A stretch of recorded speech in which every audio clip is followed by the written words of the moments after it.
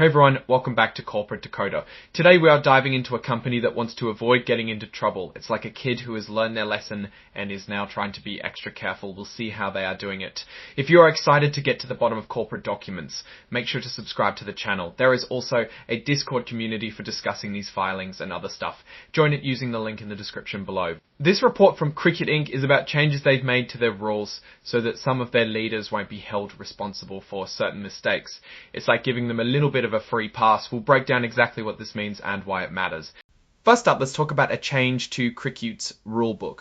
On May 28, 2025, Cricut had a meeting and the stockholders, the people who own the company, voted to approve a change to the company's rules about who can be blamed when things go wrong. This change is called a charter amendment. Think of it as adding a clause, a special rule that says some of the company's officers won't be liable, meaning they can't be sued or held responsible in certain situations. This is allowed by the laws of Delaware, where Cricut is officially located. The details of this change were first shared back in April when Cricut filed a document with the SEC, the Securities and Exchange Commission. This document is called a proxy statement. Basically, it's a heads up to all the stockholders about what they'd be voting on at the annual meeting. The charter amendment officially went into effect when they filed the paperwork with the state of Delaware.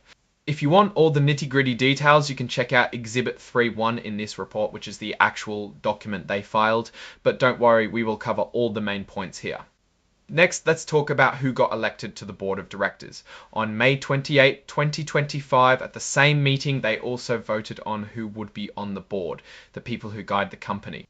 7 people were elected. These people include Ashish Arora, Stephen Blasnick, Russell Freeman, Jason Mackler, Melissa Rafe, Billy Williamson, and Heidi Zak.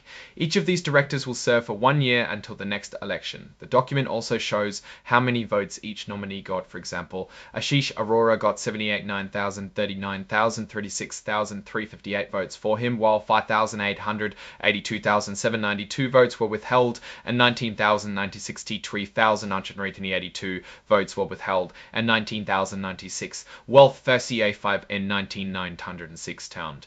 35,8 votes for him, while 5,882 votes were withheld, and 19,962,173 broker non-votes.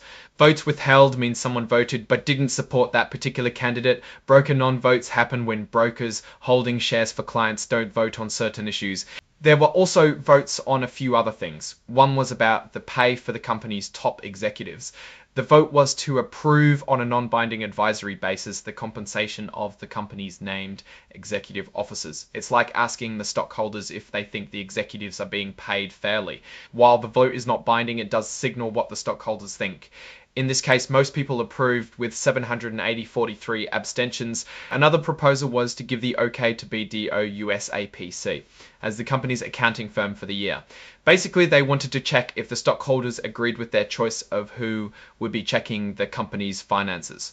The stockholders overwhelmingly approved with 814, 14, 61, 14, 70, 96 votes for, just 286 votes for, just 286 votes for, just 8,597 votes for just 208,597 votes for, just 28 and 14 Tapper 97 against, and 57 fail. Finally, there was the vote on the change we talked about at the beginning, the one about protecting officers from being sued.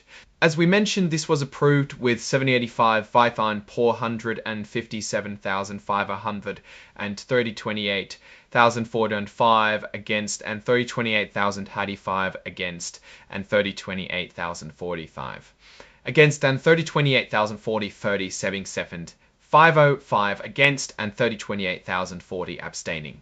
So what does all this mean? Well, the most interesting part is definitely the change to protect company officers. This kind of move can be seen in a few ways. On one hand, it could help the company attract and keep talented people in leadership roles. If they know they won't be personally liable for every little mistake, they might be more willing to take risks and make bold decisions. On the other hand, it could also be seen as a way for the company to avoid accountability. If officers aren't afraid of being sued, they might not be as careful or ethical in their decision making. It's a bit of a trade-off. Companies like Cricut may do this to allow their leaders to feel less scared of being liable and to make bolder moves. Maybe they were having issues with people not wanting to take on leadership roles because of the responsibility. Overall, this filing shows that Cricut is making some important changes to its rules and leadership structure. It's definitely something to keep an eye on as the company moves forward. Alright, that's our breakdown of Cricut's latest filing. What's your take on these changes and what they mean for the company's future? Drop your thoughts in the comments. If this analysis was valuable, hitting that like button really helps, and subscribe for more deep dives. Don't forget to check out the Discord in the description. Thanks for watching. See you next time.